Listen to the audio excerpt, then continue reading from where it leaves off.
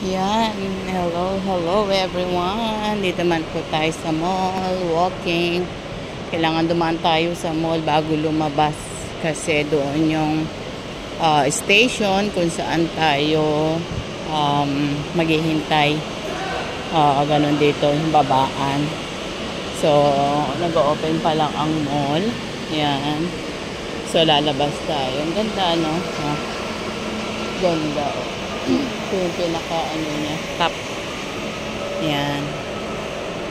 Galing. So, lalabas lang tayo dito kasi dito yung exit. Papuntang yan. Yan, lalabas tayo. Kasi aakyat pa tayo. Pag aakyat pa tayo, tapos doon na naman po tayo lalabas. So, mahirap. So, mas maganda na lang dito. So, yan. Thank God kasi syempre may off na. Yun, syempre priority pa rin natin yung pagsimba.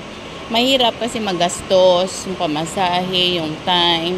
Kasi ito rin yung pinaka-time ng OFW na magpahinga. Ito rin sana yung pinaka-time para yung makatulog ba. Pero suddenly, syempre yung body clock mo, hindi na siya, nagigising na siya ng maaga.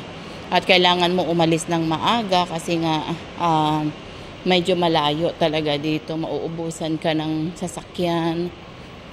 Malilate ka. No? So, malayo siya. Takes 3 hours pag talagang magko-commute ka. So, malayo from the church. So, pero kailangan natin yun. So, yan. Palabas na po tayo.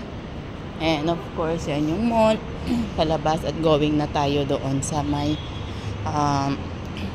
bus, no? Ayun, maghintay tayo doon. So, napakabuti ng ating Panginoong Jesus. At I think dito tayo mas malapit, no? Yun doon. So, napakabuti niya. God is good. Go on lang po tayo no matter what. Manalig lang tayo kasi lagi naman nandyan ang ating Panginoon at di niya tayo pabayaan. Basta go on lang tayo sa pinapagawa niya sa bawat sa atin. So, yun, nasa labas na tayo. Waiting na tayo. So, muli po, shalom, shalom, and God bless you all. Bye for now.